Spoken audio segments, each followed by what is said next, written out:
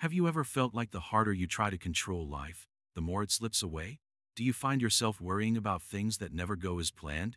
Why is it that when we desperately hold on to something, it often ends up hurting us the most? Imagine holding sand in your hand. The tighter you grip it, the more it escapes through your fingers. But when you open your palm gently, the sand stays peacefully. Life is just like that. When we let go, things start falling into place naturally. Welcome to Wisdom Woven, where we take you on a journey through Buddhist wisdom that gently opens the door to a peaceful and balanced life. If you're someone who overthinks, worries too much, or struggles with uncertainty, this series is made just for you.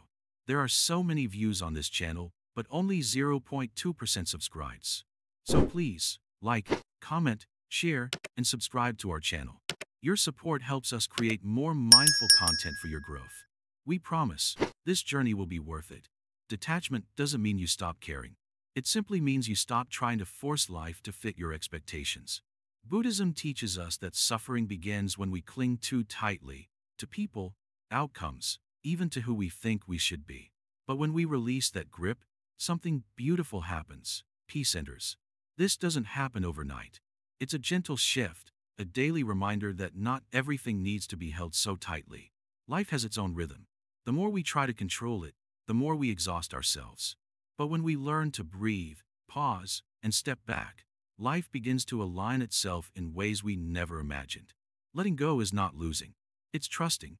It's learning to believe that something greater is unfolding, even when we don't understand it. And that trust is what brings peace. In this series, we will explore how to detach without becoming cold, how to care deeply without clinging, and how to live fully without fear. Let's walk together, one breath at a time. Illusion of control, why life doesn't obey our plans. Sit with me for a moment. Breathe. Feel this moment as it is. No past, no future, just this very breath. You see, the mind, in its nature, likes to hold on. It builds stories, creates plans, draws maps of how life should go. But life, like the wind, has no interest in those maps. It flows where it wants. Have you noticed? People often come to me and say, "Master, I've done everything right. I worked hard. I prayed. I planned. But still, life did not go my way. What?" And I look at them, not with answers, but with a quiet smile. Because that question itself comes from the illusion that we are in control. Let me tell you something very gently. You are never in control. Look at your own life. Think about it. Did you choose your birth? Did you decide your family, your body, your first language, your early experiences? No. Life began without your permission, and it will end the same way. Between birth and death, we are riding waves, but we did not create the ocean. So why do we spend so much of our life trying to dominate something we didn't create? This is the deep root of suffering, the belief that we can and must control everything. Buddhism calls this tanha, craving. It is the first to make life match our expectations. But expectations are made by a mind that cannot see the whole picture. They are like trying to predict the weather with only one cloud in the sky. Have you ever seen a tree try to control the wind? It bends. It doesn't break. It moves with the wind, not against it. That's wisdom. That's life lived with understanding. A young student once asked me, "Master, if we can't control life, then what should we do? Just float?" And I said, "No, my child. You don't just float. You learn how to swim in the current of what is. You learn the art of flowing with the river, not drowning in it." You see, control is not the same as responsibility. You can be responsible for your actions, your effort, your values, but not for the results. This is one of the most freeing teachings of the Buddha. He said, "Kammasaka, we are the owners of our actions, but not of their outcomes." Let me give you a simple example. Imagine you are planting a seed. You water it. You give it sunlight. You remove the weeds. You take care. But whether it grows, how it grows, when it grows, that is not entirely in your hands. The soil may be richer or poorer. The rain may come or not. The insects may visit. So many factors beyond your control. Life is the same. You do your part, but then you must step back. That stepping back is detachment. It's not giving up, it's giving in to reality. People suffer most not because of what happens to them, but because of what they expected instead. They say, "This should have happened. That shouldn't have happened." But where do these shoulds come from? From the ego. and the ego has no understanding of how vast and interconnected life truly is. The Buddha taught, anicca, impermanence. Everything changes. Nothing remains fixed. So, when we try to build our peace on control, we are building on sand. Now, let me ask you, when was the last time things went exactly the way you planned, step by step? Rare, isn't it? And yet, here you are. You're still breathing. Life kept moving. Somehow, some way, it worked out, where it led you to something you didn't expect but perhaps needed. That's the beauty hidden behind the illusion of control. When you stop trying to make everything bend to your will, you start noticing how life brings its own rhythm. Sometimes not what you wanted, but often exactly what your soul was meant to face. In Zen, we say, the tighter you hold, the more you miss. Why? Because your hands are full. You're too busy grabbing what you think you need to receive what's actually arriving. Have you ever tried to fall asleep by forcing yourself? It doesn't work, right? You have to let go for sleep to come. That's how life works too. You cannot force peace. You allow it to arrive when the mind becomes still. There is great power in surrender, but not the weak kind of surrender. Not, I give up, in frustration. True surrender is peaceful. It is wise. It sees clearly. I've done my part. Now, let the rest unfold. This surrender, in Buddhism, is rooted in trust, not blind belief, but deep understanding. An understanding that life is much bigger than the little plans of our mind. That we are part of something vast, and that things often align when we step aside. So what happens when we stop trying to control life? We begin to notice more. We become more present. We actually listen when someone talks. We feel the wind. We see beauty where we used to only see problems. We make decisions with clarity, not panic. And slowly, peace becomes our natural state, not because everything is perfect, but because we no longer need it to be. Let me tell you another small story. There was once a farmer whose horse ran away. His neighbors said, "What bad luck?" The farmer simply replied, "Maybe." The next day, the horse returned with 3 wild horses. The neighbors exclaimed, "What good luck?"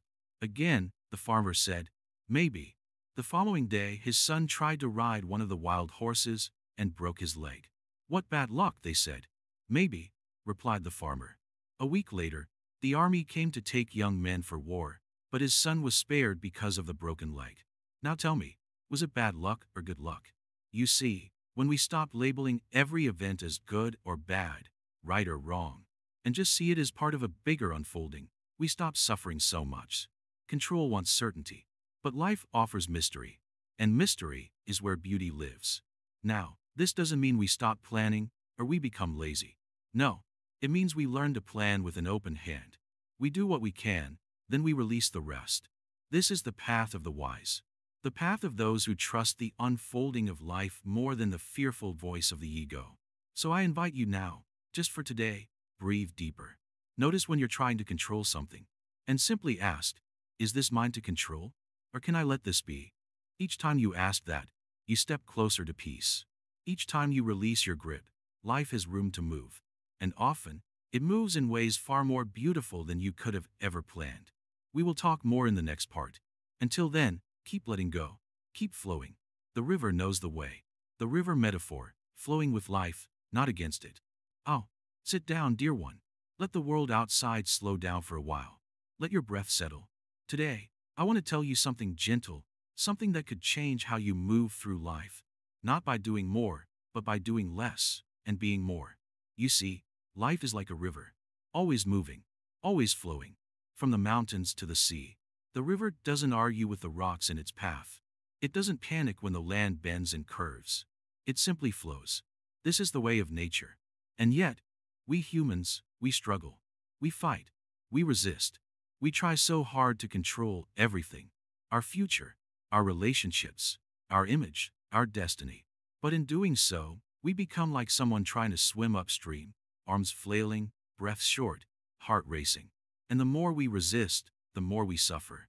In Buddhism, there is no teaching more gentle and more profound than this. Stop resisting the current of life. Detachment does not mean abandoning life. It means trusting it. Now imagine this. A person falls into a flowing river. They panic, try to swim against the current, and quickly grow exhausted. But another person, who knows the river, lets go, relaxes their body, and allows the water to carry them. They stay calm. They stay afloat. They trust. This is how life works too. When we stop resisting what is, when we stop clinging to how things should be, we begin to float. We begin to breathe again. Sometimes the river moves fast. Sometimes it's slow. Sometimes it's crystal clear. Other times, muddy and wild. But always, always, it moves forward. So must we. Not by pushing, but by allowing. You might ask, but what about my goals? What about ambition? A good question. The river is not without direction. It still reaches the sea. But it doesn't need to force itself through the mountain. It finds a way around it. This is the wisdom of softness. In the Tao, they say, water is soft and yielding, but it wears away the hardest rock. Just like that, a heart that lets go becomes unstoppable, not through aggression, but through peace. Let's bring this into everyday life. Say you apply for a job. You prepare, you show up, and you give your best. But you don't get it. Your mind may scream, unfair. I deserved it. That's the resistance. That's the swimming upstream. But what if you paused, breathed, and whispered instead? Maybe life is redirecting me. Can you feel the difference in that moment? One path fills you with stress, anger, and worry.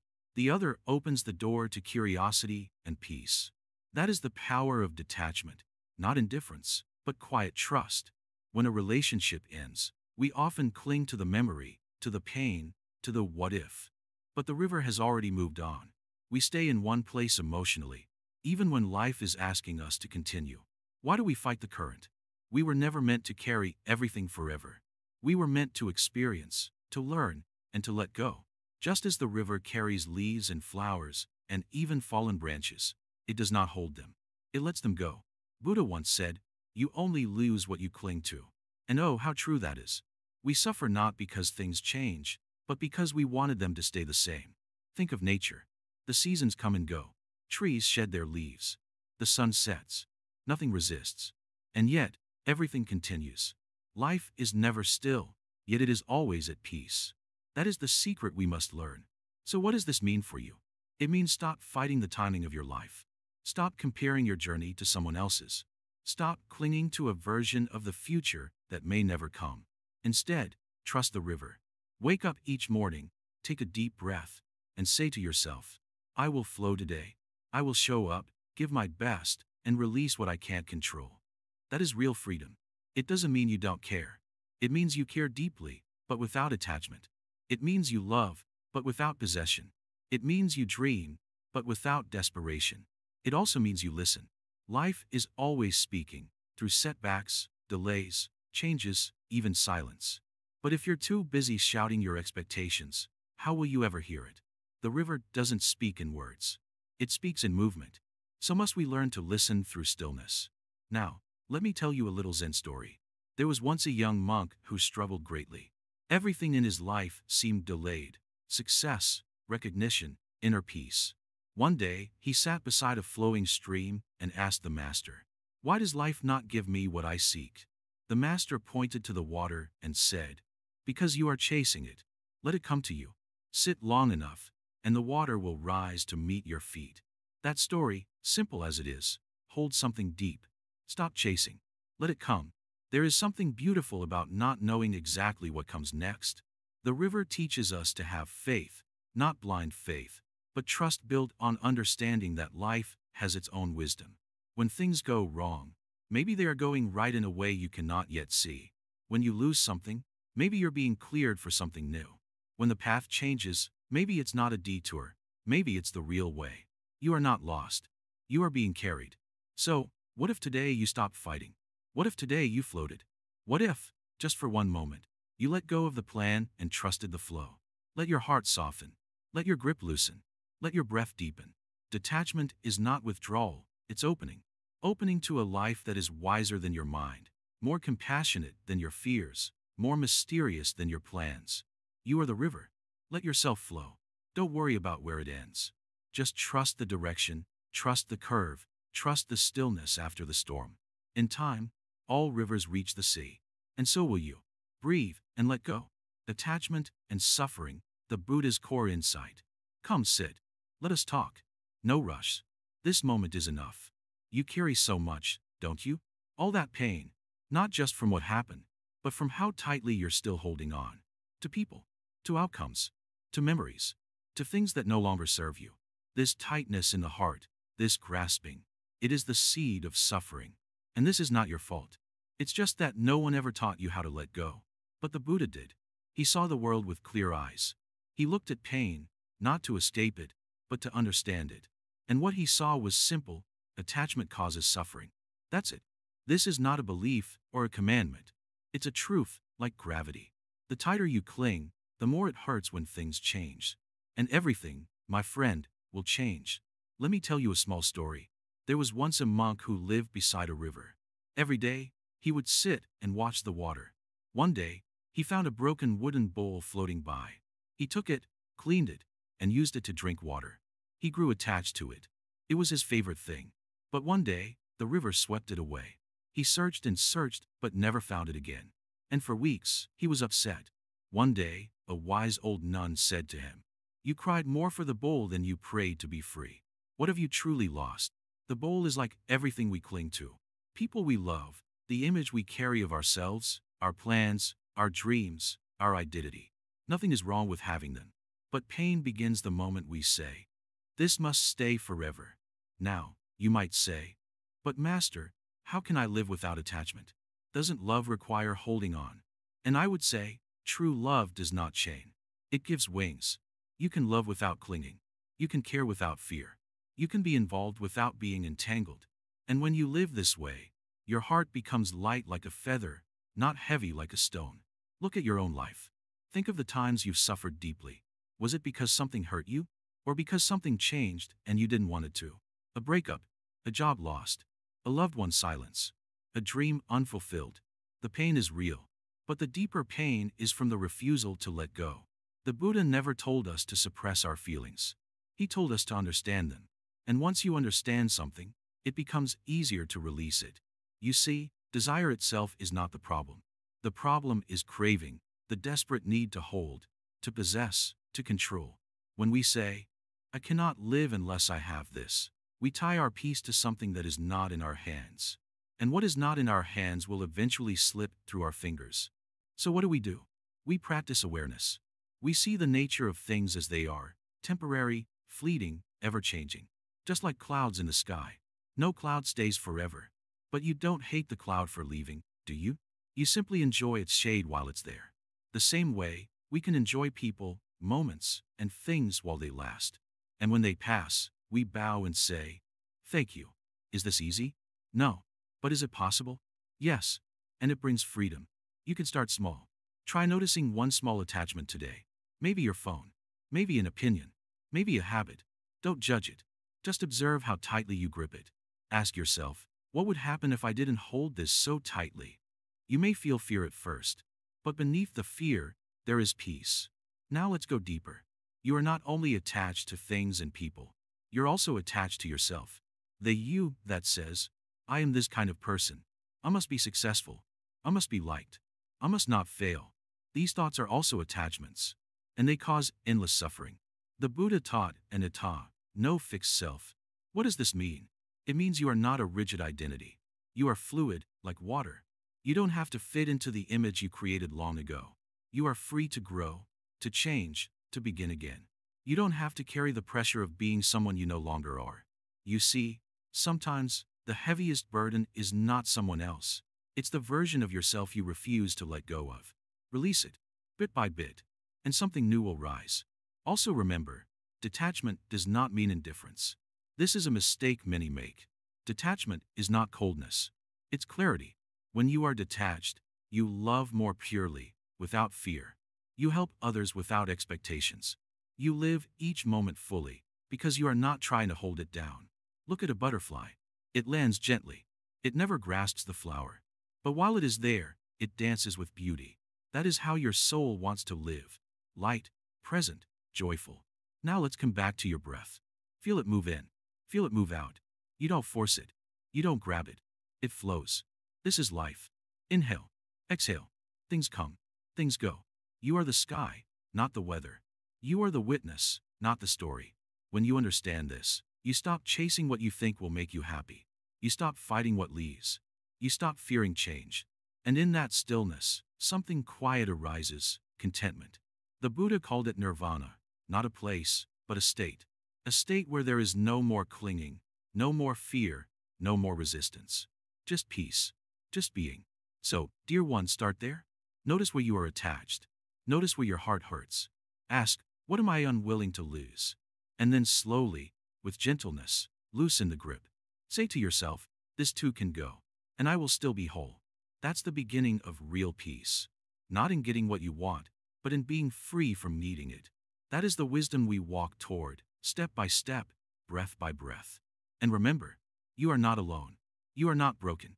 You are simply learning to let go. Let life move. Let the bowl float away. And trust, what is meant for you will never need to be forced. Releasing the self, understanding anatta, non-self. Sit down, child. Let your mind settle like a bowl of muddy water. No need to rush. Breathe in and breathe out. You've come a long way to reach here. And now we must talk about something very close, yet very hidden. The self, or rather, the illusion of it. From the moment you were born, you were told who you are. A name was given. You are called someone's son, someone's daughter, a student, a friend, a good person, a bad person. Slowly, all these labels piled up like clothes on your body, until one day, you forgot how your skin actually felt. Now tell me, who are you beneath those layers? You see, in Buddhism, there is a very important teaching. It is called anatta, the doctrine of non-self. This doesn't mean you don't exist. No. It simply means the idea of a fixed, permanent, unchanging self is a lie. And when you hold on to that lie, you suffer. Let me explain in a simple way. Imagine a cart, a wooden cart with 4 wheels. If you remove the wheels, is it still a cart? No. If you remove the base, is it still a cart? Again, no. The cart is only the combination of parts. And when the parts are gone, the cart disappears. Was there ever truly a cart? Or was it just a word, a label for something temporary? You too are like that. You are not just a name, not just a body, not your job, not your achievements, not your thoughts or your emotions. These are all parts. They come and go. You see new thoughts every day, new moods, new pains, new memories. Yet you say, this is me. But how can something always changing be me? We cling to this self like it's a house built of stone. But it is more like a house of clouds. The more you try to grasp it, the more it vanishes. And that, my dear one, is the cause of endless suffering. You say, I'm angry, or I'm not good enough, or I failed. But who is this I? Did you create the anger? Did you invite the sadness? Did you build your face, your skin, your bones? Everything arose, conditions came together, and something formed. But nothing is truly yours. Even your mind, that noisy, chatty, always thinking mind, is not you. It is just another passing cloud. One moment it says, I can do anything, and the next moment, I'm useless. Can something that changes so quickly be trusted to tell you who you are? This teaching is not meant to scare you. It is here to free you. Because when you realize you don't have a fixed self, you also realize you are not trapped. You don't have to carry the burden of always being a certain way. You can grow. You can flow. You can change without shame. You say, I am not confident. But what if confidence isn't a part of you? What if it's just a state that comes and goes? Then you don't have to hate yourself for not being confident. You can simply wait, like a river waits for the sun, and it will come again. Letting go of self doesn't make you empty. It makes you light. Let me tell you a short story. A student once came to a Zen master and said, Master, I want to find myself. The master smiled, poured him a cup of tea, and said nothing. The student waited. The master continued pouring, and soon the tea overflowed from the cup.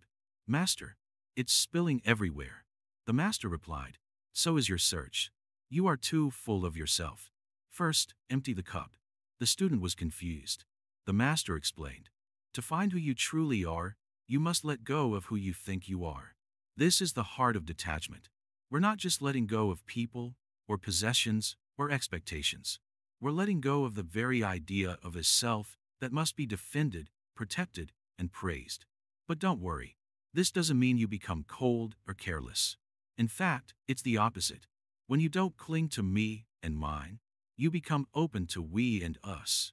You become more kind, more compassionate, more connected. You stop asking, what do I get from this? and begin asking, how can I serve this moment? When you are free from self, you no longer fear failure, because there's no ego to protect. You no longer chase approval, because there's no image to uphold. You simply live, naturally, like a tree gives shade or a flower blooms. You will begin to see that all things are connected. Just like a wave is not separate from the ocean, you are not separate from life. You rise and fall, but you are not apart. When the wave stops thinking, I am the wave, and remembers, I am the ocean, all fear dissolves. You may ask, but how do I live like this in the real world? Begin simply. Watch your thoughts. When the mind says, this is me, pause. Is it really you? Or just a passing wind? Practice saying, this is happening, but this is not who I am. When someone criticizes you, say, that is their thought. It may be about me, but it is not me. When you feel anxious, whisper, this anxiety is visiting me. It is not mine to keep. Slowly, gently, you loosen the grip. You stop trying to fix everything, prove everything, own everything. And that is when peace arrives, like a bird that lands on a still branch. Remember, this is not something to achieve. There's no prize at the end. There's only awareness. The more you see clearly, the more you are free. And one day, without even trying, you will wake up and realize you are not a name. You are not your scars. You are not the voice in your head. You are the sky that holds all of it, open, calm, and endless. Let it all pass through. Let it all go. You are already whole. Now breathe again. We will continue soon. But for now, be gentle with yourself. Detach not because you're cold, but because you're wise. Let life align itself. It always does. Stillness over striving. The power of present moment awareness. Sit with me for a while. Leave your plans, your lists, your goals at the door. Take off the heavy coat of worry about tomorrow. Let go of the backpack filled with regrets from yesterday. For this moment, just be here. Only here. This is the place where peace begins. Not in rushing, not in fixing, not in trying to become something else, but in being. We live in a world that constantly tells us to do more, to become more, to keep running. From the moment we wake up, there is pressure. Finish this, achieve that, prove your worth. It's as if every moment must be filled with purpose, or it is wasted. But the truth is, we are wasting life by constantly striving.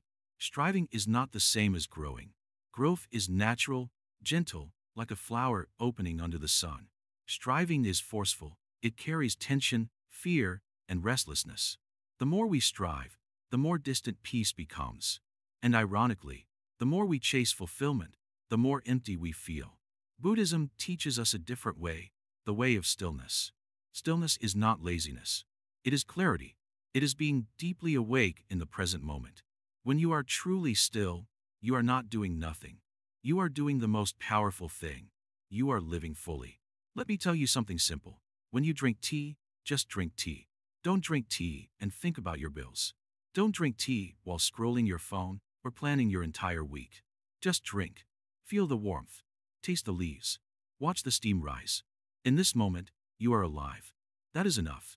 You see, peace doesn't come from finishing all your tasks. Peace comes from being present with one thing at a time. The Buddha sat under the Bodhi tree and watched his breath, nothing more. He didn't chase enlightenment. He simply allowed awareness to unfold, moment by moment. And in that stillness, truth appeared. So why do we resist stillness? Why does silence feel uncomfortable for many? Because in stillness, we meet ourselves. Without distraction, we begin to feel everything. Our pain, our anxiety, our uncertainty. But here's the truth. These things don't harm us. Avoiding them does. When we sit still and simply breathe, we begin to see that all things come and go. Thoughts rise like waves and fall again. Emotions come like clouds and then pass. What remains? You, the one who is aware. And in that awareness, you will find the most precious thing, freedom. There's a Zen saying, when you walk, just walk. When you sit, just sit. But whatever you do, don't wobble. This doesn't mean don't change. It means don't divide your attention. Be where you are. Don't split your energy between now and later, here and there. Just be here. Even in action, there can be stillness. A mindful farmer tills the soil with care. A mindful artist paints with presence. A mindful mother rocks her child with full attention. They are not lost in thought. They are fully alive in their task. That is the real power of the present moment. It reconnects us to life. When we are fully here, nothing is missing. Let me give you another example. Imagine you're walking in a forest. You hear the leaves rustling under your feet, the birds calling above, the wind brushing your face. Suddenly, your phone buzzes. You check it. You reply. You scroll. The forest is still around you, but you are no longer in it. That's how we live most of our lives, present in body, absent in mind. But if you keep walking and simply listen, simply feel, you enter the forest. You become part of it. The forest is not just trees. It is a living experience. But to feel it, you must be still inside. Buddhism doesn't ask you to run to the mountains. It asks you to bring the mountain into your mind, to create spaciousness, calm, and awareness, even in the middle of your busy life. You might say, but I have responsibilities. I can't just sit all day. Of course not. But you can live differently. You can wash dishes while being aware of your breath. You can walk to the market with gentle attention. You can speak to your loved ones with full presence. You can even work with stillness inside. No rush, no panic, just flow. You may find that your performance improves. Why? Because awareness brings clarity. It removes unnecessary stress. It helps you respond instead of react. And when your mind is not scattered, your energy becomes strong, like a focused beam of light. The great teacher Thich Nhat Hanh once said, "The present moment is the only moment available to us, and it is the door to all moments." That means your peace, your joy, your healing, they are not in the future. They are here. But you must return to now again and again. Gently, patiently. When you lose the present, don't judge yourself. Just come back. Like returning home after a long day. No need for guilt. No need for drama. Just sit. Just breathe. Over time, you'll notice something. You feel less anxious, less rushed, more in tune with life. You begin to notice the little things, a kind smile, a warm breeze, the way the sunlight dances on a wall. These are not small things. They are everything. They are the fabric of life. And most importantly, you begin to notice yourself. Not your rules, not your achievements, but your presence, the quiet, deep awareness that has been with you all along. That is your true home. Stillness is not a technique. It is a return to the part of you that is already whole, already enough. So when life feels too fast, too loud, too much, don't try to chase calm. Don't run toward peace. Stop, be still, and watch how life comes to meet you. Even now, as you listen to this, pause. Take a deep breath. Feel the air. Notice the sound around you. This is it. This is your life. No need to rush anymore. In the quiet of the morning, when the world is still soft with dawn, a wise seeker once asked me, "Master, why do I suffer so much, even when I try so hard to do good? Why does life seem unfair at times?" I smiled gently, because this is a question that touches the heart of all beings. You see, life is not a simple thread we can hold in our hands and pull as we wish. It is a vast, unseen web of actions and consequences, energies flowing in ways we do not always understand. This web is what we call karma. Karma is not a punishment or a reward system handed down by some distant judge. It is simply the natural law of cause and effect. Every action, every thought, every word we speak sends out ripples into the vast ocean of life. These ripples eventually return to us, not always in the ways we expect or desire, but always in accordance with what has been set in motion. Think of planting seeds in a garden. When you plant a seed of kindness, patience, or love, it may take time before the flower blooms. Sometimes, it blooms in unexpected ways or in places you never thought possible. But be sure, it will bloom. Similarly, seeds of anger, hatred, or greed also grow, but they bring thorns and shadows. Here lies the challenge. We cannot see the entire garden. We only tend to the small patch of earth right in front of us. We cannot control the sun, the rain, or the winds that come and go. Likewise, in life, we cannot control the vast unseen forces that move beyond our understanding. This is why trust is essential. Trust in the unseen order of the universe, the deep intelligence that weaves all things together. To trust is not to give up or become passive. It is to surrender the need to control every outcome while remaining fully engaged with each moment. Imagine a river flowing. The river doesn't fight against the rocks or the bends. It doesn't demand the path be straight or smooth. Instead, it embraces every twist and turn with grace, adapting and flowing on. Karma and trust are like this river, moving, changing, yet steady and strong. Surrendering to karma means accepting that some things are beyond our grasp. When we plant good seeds, we water them with patience and kindness. But we don't force them to grow overnight. We let nature do its part. We allow the unseen laws to work in their own time and way. This surrender brings peace. When you stop struggling against the unseen currents, you can relax into life. You begin to see that even setbacks or hardships are part of a larger dance. They teach you, mold you, and prepare you for what is to come. But here is a subtle point. Surrender does not mean abandoning effort or responsibility. On the contrary, the Buddha taught right action, actions performed with mindfulness, compassion, and wisdom.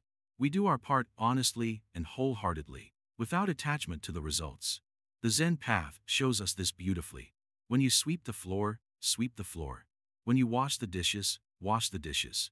Do your work with full presence, but do not cling to outcomes. Trust that the fruits will come in their own time, if they are meant to be. Often, we become exhausted because we try to carry the weight of the world on our shoulders. We want to fix everything, control every detail, and dictate how life should unfold. This leads to anxiety, frustration, and suffering. But the Zen way invites us to lighten our load by recognizing the limits of our control. It invites us to place our faith not in the fragile hands of our desires, but in the vast, mysterious flow of karma. There is a story of a farmer who lost his horse. His neighbors lamented, "Such bad luck." The farmer replied calmly, "Maybe yes, maybe no. We shall see." The next day, the horse returned with a wild stallion. The neighbors exclaimed, "What good fortune!" The farmer said, "Maybe yes, maybe no. We shall see." This simple acceptance of karma and trust in life's unfolding kept the farmer peaceful through ups and downs. Like him, we too can learn to watch life without jumping to quick judgments. We can observe the ebb and flow, knowing that what seems like loss or gain is often just part of a greater whole. Trust is a seed that grows with practice. Begin with small acts. Trust the morning sun will rise. Trust the food you eat will nourish you. Trust your breath will come and go. From this small trust, bigger trust will grow. Trust in your path. Trust in your heart. Trust in life itself. Karma teaches us that no action is wasted. Even the smallest kindness sends out ripples that eventually return to us, often when we least expect it. This reminds us to act with goodness, not for reward, but because it is right. When we live with this understanding, life begins to align itself in ways we never imagined. Doors open, relationships heal, and peace settles in the heart. We stop fearing the unknown because we know we are part of a great unfolding story. So, dear one, surrender your worries about control. Trust the unseen order. Plant your seeds of kindness and wisdom. Water them with patience and care, and allow life's natural rhythm to carry you. In this surrender, you will find freedom, a freedom not of escaping life, but of fully embracing it, just as it is. Remember, the river flows not by force, but by letting go. May you flow like the river, trusting karma's gentle guidance, and find peace beyond all understanding. Signs from the universe, listening without obsession. Imagine sitting quietly by a calm lake at dawn. The water is still, reflecting the sky above perfectly. Suddenly, a gentle ripple appears on the surface. It's subtle, soft, a sign that the lake is alive, awake. Now, if you watch the ripple with calm attention, you can understand the lake better. But if you stare too hard, hoping for something spectacular, you might miss the simple, quiet beauty that is already there. Life gives us signs, just like that ripple on the lake. The universe speaks in whispers, in gentle nudges, in patterns we may not always recognize at first. But how often do we chase after signs with such desperation that we lose the very message? We look for signals everywhere, in dreams, in coincidences, in every person we meet. Yet sometimes our desire blinds us. We want confirmation so badly that we miss the lesson of patience and trust. In Buddhism, there is a beautiful teaching about mindfulness and presence. It tells us to be here now, fully awake to what is. When we practice this, signs from the universe become clear, but not because we force them to be. They come naturally, like the ripple that appears on the lake when the wind gently brushes its surface. When you find yourself looking for signs, pause for a moment and ask, am I listening with an open heart, or am I searching with a closed mind, hoping for a certain answer? This is important because attachment to a particular outcome blocks the wisdom the universe tries to offer. We must learn to listen without obsession. I remember a student who came to me troubled.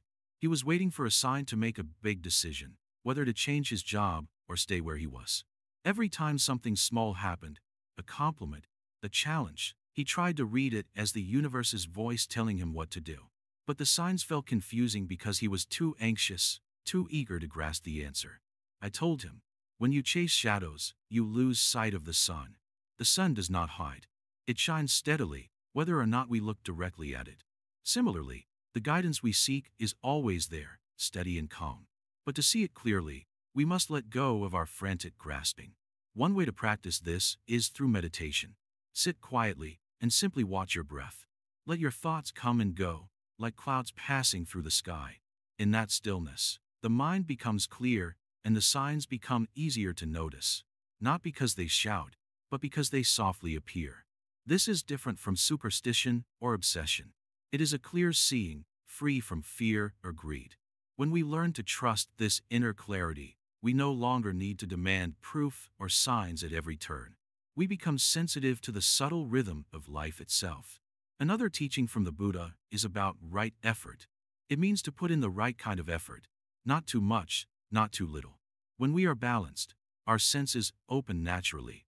We begin to recognize signs not as a desperate need, but as gentle invitations. Think of a gardener. The gardener plants seeds, waters them, and waits. She does not shake the plants constantly or demand immediate growth. She trusts the natural cycle. Signs of growth, tiny sprouts, fresh leaves, come in their time. So too with life signs. There is also a lesson in detachment here. When we hold too tightly to what we want, we create suffering. But when we open our hands, like letting go of that sand, we allow space for new things to come in. Signs become gifts, not demands. Often, the universe sends us signs not in grand, dramatic ways, but in small, quiet moments. A chance meeting with a stranger, a sudden idea that feels inspired, a feeling in your heart. These are all signs. But we must be patient and calm enough to notice them. Sometimes, signs come through challenges. When things don't go as planned, when difficulties arise, these too are signs. Not signs to punish us, but to guide us toward growth. Like a sculptor chips away the stone to reveal the statue inside, life's difficulties shape us. Listening without obsession means trusting that everything is happening for a reason, even if we cannot see it immediately. It means practicing patience and humility. It means opening our hearts to uncertainty with curiosity rather than fear. When we live this way, we begin to see that the universe is always communicating with us. We are part of a larger story, a great web of life where every thread matters. The more we listen quietly, the more we understand our place in this vast design. I encourage you to cultivate this gentle listening in your daily life. When you notice a thought or feeling about a sign, don't rush to conclusions. Instead, ask yourself, what is this teaching me? What wisdom might be hidden here? Let your mind be like that calm lake, reflecting clearly without disturbance. And remember, the most profound signs are often not the ones that tell us exactly what to do, but those that remind us to be present, to be kind, and to trust the flow of life. In time, you will find that you no longer need to search desperately for signs.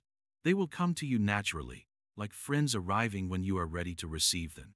This is the art of listening without obsession, an art that brings peace, clarity, and alignment. Minimalism for the mind, detachment in daily living. Sit down, my friend. Let the noise settle. Today, I will tell you something that may seem too simple, so simple that your busy mind may try to brush it off. But sometimes, the deepest wisdom comes wrapped in simplicity. You see, when people think of detachment, they often imagine giving up everything, relationships, wealth, comfort. But that's not what true detachment is. It is not about escaping the world. It's about living within it, with a lighter heart. It's about living in the middle of noise, yet not letting the noise live in you. Let me ask you, how many thoughts pass through your mind from morning to night? How much clutter do you carry, not in your hands, but in your head? Plans, worries, comparisons, regrets, fears, attachments to people, opinions, likes, dislikes. They all fill your inner space, don't they? Now imagine your mind as a small room. If that room is filled with scattered clothes, old boxes, bags, dusty furniture, and broken things, there is no space to sit or even breathe freely. That's how most minds are. That is why people are tired even when they are not doing anything. The burden is not on the back. The burden is in the mind. Buddhism teaches us to simplify, not just our homes, but our inner world. This is what I call minimalism for the mind. And believe me, this is the path to true detachment in daily life. Let us take an example. There is a young man who wakes up and immediately checks his phone. News, social media, emails, all pour into his mind before the sun rises. He then carries his mental baggage from one moment to the next, comparing his life, feeling behind, chasing approval, fearing judgment, and planning everything out of anxiety. He never stops. He never pauses. He never breathes. But here's the strange thing. His actual life is not that chaotic. He has food, a roof, clothes, and a family. What's causing his pain? His mind is cluttered. He is not suffering from the world. He is suffering from the thoughts about the world. So how do we simplify the mind? How do we begin this inner minimalism? Start by noticing. Be gentle with yourself. You don't need to force silence or stop thinking. Just start becoming aware of how full your mind is and how little of that is truly necessary. One method the Buddha taught is called bare attention, just watching. Watch your thoughts like clouds moving across the sky. You don't have to hold on to each cloud. You don't have to name them or chase them. Just observe. Slowly, you will notice that many thoughts are repetitive, unnecessary, and born out of habit. Then comes the next step. Let go of the unneeded ones. Not by force, but by understanding. For example, if you catch yourself thinking, "Why didn't they message me back?" Ask yourself, is this thought helping me? If not, let it pass. Don't entertain it like a guest. You can simply say, "Not now." Gradually, you start clearing your mental room. You remove the heavy boxes of resentment. You sweep away the dust of comparison. You open the windows and let the breeze of the present moment come in. This is inner minimalism. You don't need to become a monk. You don't need to live in the mountains. You just need to make small spaces inside your day to breathe, to pause, and to choose not to carry everything with you. Let me share a small Zen story. A student once came to a Zen master and said, "Master, my life is full of problems. I cannot focus. I'm always anxious." The master said nothing. He handed the student a cup and started pouring tea. He kept pouring until the tea spilled over. The student cried, "Stop. The cup is full. It can't take more." The master smiled gently. "Your mind is like this cup. You are full. You must empty it before I can offer anything new. That's it. You must empty, gently, slowly. Otherwise, even wisdom cannot enter. But remember, detachment doesn't mean carelessness. You still pay your bills, love your family, do your work. But you do these things with ease. You are not trapped in overthinking. You are not dragging your mind everywhere. When the mind becomes light, even ordinary moments become peaceful. Eating becomes meditation. Walking becomes prayer. Silence becomes your friend. Another way to practice this minimalism is by reducing inputs. Try to spend less time on devices or reduce unnecessary conversations that leave your mind buzzing. Create sacred pauses in your day, 5 minutes of stillness in the morning, or a slow cup of tea in the evening, where no phone is allowed. Use those moments to ask, what am I holding on to, and is it helping me? Drop what you don't need, not just in your closet, but in your mind. You'll notice something miraculous. As the noise fades, your natural wisdom returns. You don't need to search for answers outside. The silence reveals them from within. Slowly, you begin to live from the center, not from anxiety, not from impulse, but from awareness. There's a common misunderstanding that detachment means losing emotions. That is not true. Detachment means you can feel emotions fully, but not be ruled by them. You can cry without drowning. You can love without chafing. You can succeed without arrogance and fail without despair. Isn't that true freedom? I often say, when you clear the mind, life begins to shine. You don't need to go somewhere else. You don't need a new version of yourself. You just need to remove what's not truly yours. The Buddha once said, "You only lose what you cling to." And so, this practice is not about losing anything real. It's about releasing the illusion of control. It's about finding peace by creating mental space. In a world that teaches you to own more, collect more, chase more, Buddhism gently invites you to carry less. And in that less, you find more. More peace, more clarity, more life.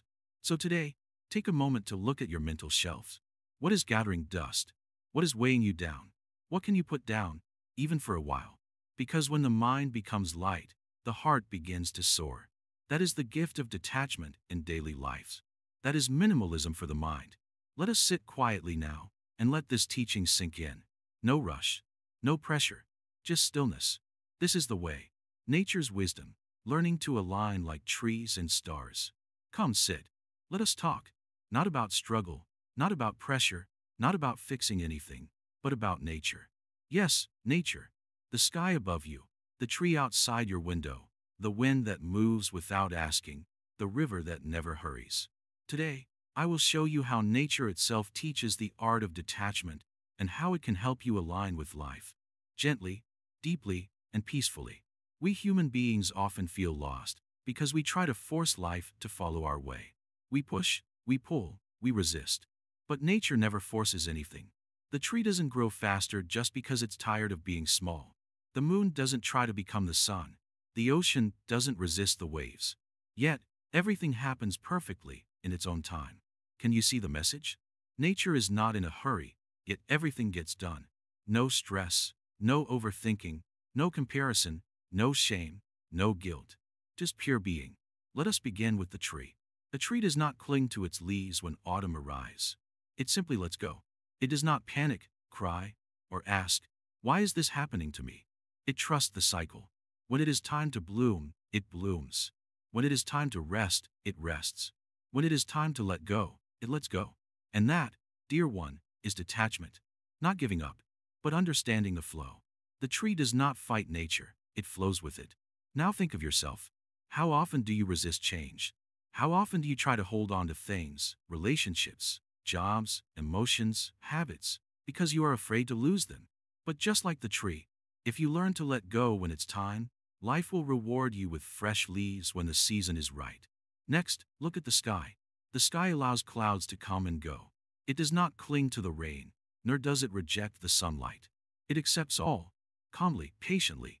Your mind is also like the sky. Thoughts, emotions, and people are like clouds. Some will stay for a while. Some will pass quickly. If you try to catch them, hold them, or chase them, you will suffer. But if you simply watch, like the sky does, peace will return. This is what we call mindful detachment in Buddhism, not running away, but calmly observing. Now let us talk about the river. Have you seen how a river flows? It never asks, what will happen next? It flows, through mountains, around rocks, under bridges. Sometimes it rushes, sometimes it slows, but it never stops. It trusts the path, even when it cannot see what's ahead. What if you lived like the river? What if you flowed with life, even when things are uncertain? That doesn't mean you lose control. It means you trust the current, even when you don't know where it's going. This kind of trust creates calmness. You stop fighting. You stop fearing. You stop overthinking. Now take a moment and breathe. Just one breath. Did the breath ask for permission before coming? No. It just arrived. And did it cling when it left? No. It passed. This is the rhythm of all things. Arrival and departure. Inhale and exhale. Gaining and losing. Everything that begins must end. And every end makes space for a new beginning. Even stars, the most powerful lights in the universe, know how to surrender. They burn, they shine, and when it's time, they dissolve into the cosmos. Without fear, without resistance. Nature is full of endings, and yet, nothing really ends. It just changes form. Why are we so afraid to let go then? Because we think letting go means losing control. But the truth is, we never had control. We only had the illusion of it. The more you try to grip life, the more it slips away. But when you release that grip, life begins to support you. Now let us walk to the mountain in your mind. Mountains stand still. No matter how strong the wind, how heavy the snow, how loud the thunder, the mountain remains. It doesn't chase the storm. It doesn't fear the sky. It stays grounded. Can you be like that? Can you stay still when life is chaotic? Can you allow emotions to pass like clouds, instead of reacting to every storm? This is what detachment feels like: rooted, not rigid; calm, not cold; present, not passive. People often misunderstand detachment. They think it means you stop feeling. But that is not true. Detachment means you feel everything deeply, but you do not let your feelings control you. You love, but you do not cling. You work, but you do not stress. You give, but you do not expect. This balance is possible, and nature is your teacher. Sit under a tree, watch the birds, feel the wind. The more time you spend with nature, the more you'll learn how to simply be. Even the sun, which gives life to the whole planet, never tries to control anyone. It rises and sets every day without demand. It doesn't say, "Appreciate me." It simply shines. And those who are open to its light receive warmth. Be like that. Do your part. Shine. Let go of needing recognition, and life will give you quiet joy. Let me tell you a small story. A young monk once came to me and said, "Master, I am afraid of the future. I do not know where life is going." I pointed at a stream nearby and said, "Does the stream know where it will end?" He shook his head. "No. Yet it flows," I said. "And one day, it becomes the ocean." In life, we don't always know what's ahead. But when we trust, when we let go of the need to control, we find peace. And sometimes, something greater than we imagined. So, if your mind is tired, if your heart feels heavy, if your path feels unclear, step outside. Sit quietly. Listen. Nature is whispering to you all the time. Relax. Let go. Trust. The tree lets go of its leaves. The river flows without worry. The sky allows everything to come and go. The mountain stands tall in silence. The stars burn brightly, even in their ending. The flower blooms, never asking how long it will live. And yet, here we are, trying so hard to control, to plan, to hold on. Dear one, breathe. Let life unfold like petals in spring. Let the seasons of your life come and go, without fear. Let go of the need to understand everything. Let go of the urge to control everything. You are not separate from nature. You are a part of it. And nature is not lost. It knows what it's doing. So can you. Just remember, align like trees, flow like rivers, shine like stars, and trust like the sky. This is detachment. This is peace. And this is the way. Loving without holding, compassionate detachment in relationships. Come closer, dear one. Sit down. Let us speak about love, not the kind that burns and demands, but the kind that flows gently like a quiet stream. Today, I will tell you something very old, yet very new: how to love, without holding too tightly. You see, many people believe that to love someone, we must hold on to them, possess them, control them, worry about them endlessly. But that is not love. That is fear, wearing the mask of affection. True love, the kind that nourishes both giver and receiver, must come with space, like a tree that grows under the sun, not in a locked room. Let me tell you a story. Once, a young disciple came to me, his eyes full of sorrow. He said, "Master, I love her so much, but she is slipping away from me. I feel I'm losing her." I asked him, "Are you loving her or trying to keep her like a bird in a cage?" He looked down. He understood. To love without holding means we let others breathe beside us, not beneath us. It means we care deeply, but we do not force. We walk beside someone, not push or pull them. Buddhism calls this non-attachment, not because we must stop loving, but because love becomes pure when it is free. Do you remember the lotus flower? It grows in muddy waters, but blooms above the surface, untouched by the dirt. That is the love we must practice: present, beautiful, yet free. When we love someone this way, they feel safe, not suffocated. And isn't that what we all want? To be truly seen, yet free to be ourselves? Now, many people confuse detachment with coldness. That is a mistake. Detachment in Buddhism does not mean we stop feeling. No, it means we stop clinging. When someone we love is angry, we don't have to react. We observe, we understand, and then we respond with peace. This is compassion in action. Relationships become painful when we build expectations like cages. You must do this. You should be that. And when the other person fails to meet these silent rules, we feel betrayed. But who built those rules? We did. Quietly. Unknowingly. That's why suffering often hides inside love. Letting go in a relationship doesn't mean you walk away. It means you let go of the idea that you own the other person. You don't. No one does. Not even parents own their children. We are all travelers walking side by side for a little while. Some walks are longer, some shorter. But every journey ends with goodbye, eventually. You may ask, but how do I love without getting hurt? Ah, the truth is, you may still feel pain. Love always carries that risk. But when your love is without chains, even the pain becomes lighter. It doesn't shatter you. It softens you. Because you did not build your identity around that person. You simply walked with them, heart open, hands unclenched. The Buddha taught that attachment is the root of suffering. And nowhere is attachment more subtle than in love. We say, I can't live without you. But why not? Life was flowing before you met them. It will flow after too. Love them, but don't lose yourself. That is the key. When you practice compassionate detachment, you begin to see clearly. You see the person as they are, not as your mind wants them to be. And that vision is powerful. You stop trying to fix or change them. You accept them, or you release them, lovingly, gently, without anger. Some relationships are for growth. Others are for learning. A few stay, many go, but all serve a purpose. The trouble starts when we try to make temporary people permanent. It's like forcing spring to stay forever. Seasons change, and so do people. Let us also speak of silence. In love, silence is powerful. Not every emotion needs to be explained. Not every fear needs to be shared. Sometimes, sitting in quiet presence with someone, feeling the wind, hearing the birds, is enough. That is a love deeper than words. There is also the matter of boundaries. A loving person with no boundaries becomes exhausted.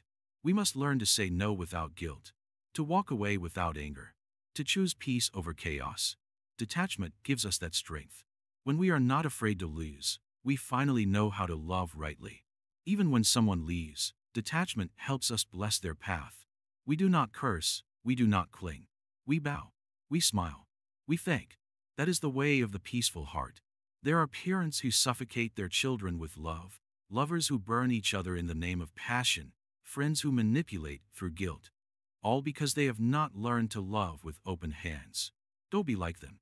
Be the one who gives love like sunlight, warm, steady, and free. You can still send a message, still care, still be present. But if they don't respond the way you wish, you breathe. You accept. You let go. That's the difference. You're not ice, you're water. You flow. And when you do this, something beautiful happens. The right people stay, not because you force them, but because they feel safe. And the wrong ones leave, and you don't crumble. You remain whole. So love deeply. Love truly. But do not bind anyone to your happiness. You are the sky. Relationships are clouds. Some pass. Some stay a while. But you, the sky, remain vast, peaceful, undisturbed. This is the wisdom I give you today. Let your love be gentle. Let your heart be light. Let your grip be soft. And life, in return, will become far less heavy. Come, take a breath. Let it all go. And now, walk on, lighter than before. Real freedom, detachment as the gateway to peace. Come closer, dear one. This is the last part of the journey. But in truth, there are no endings. Only gentle beginnings in different forms. You've walked with me through thoughts and silences, through questions and quiet truths. Now, let me tell you something not with complicated words, but from the still space in the heart where wisdom lives. Let us talk about real freedom. Not the freedom of running away from life. Not the freedom of doing whatever the mind desires. But the freedom that comes when you finally let go. Yes, that's simple. When you let go, you are free. But why is letting go so hard? Because your mind has been trained to hold. To hold hopes. To hold pain. To hold people. To hold images of who you should be. But what if I told you that you don't need to hold anything to be whole? What if wholeness doesn't come from having more, but from needing less? Do you remember the very first time you heard the word detach? You may have thought it sounded cold, maybe a little harsh. It may have felt like giving up on life. But now, after all these reflections, you see it differently, don't you? You see that detachment is not stepping away from life. It is stepping into it more deeply, with open hands instead of clenched fists. A bird sits lightly on a branch. It doesn't fear the branch breaking, not because it trusts the branch, but because it trusts its own wings. That, dear one, is detachment. When you no longer fear what may change, when you are no longer shaken by loss or clinging to gain, When you flow like water, that is freedom. Do you know what causes most of our suffering?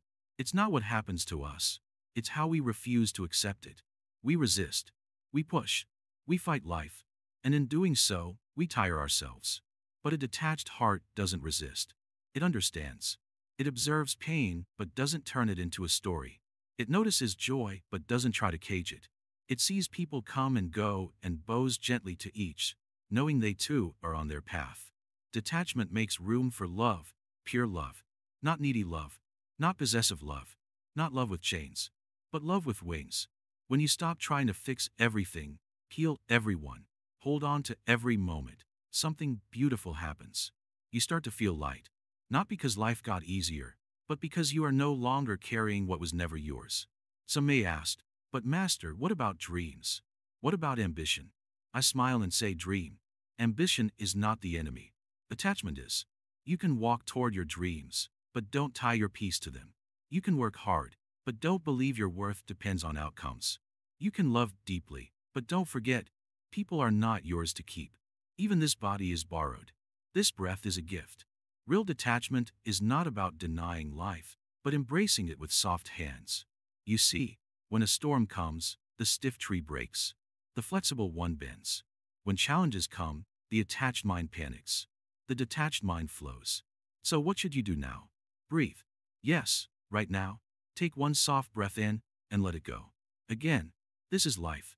Not in the past. Not in the future. Just this breath. You've walked so far with me, and I thank you.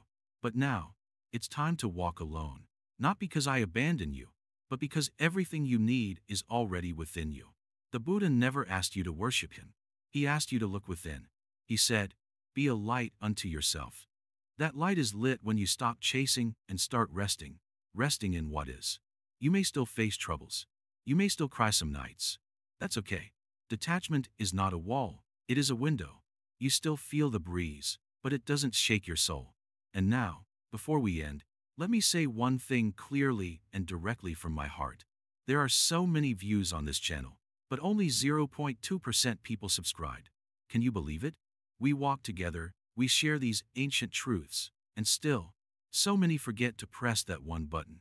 So I kindly ask you, if you found even one peaceful breath through this series, please like, comment, share, and subscribe to our channel, Wisdom Woven.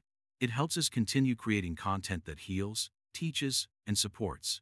And yes, your one click may bring peace to someone else too. You are not here by accident. You are here because something inside you is ready to let go. Not because life is perfect, but because you are tired of carrying the weight.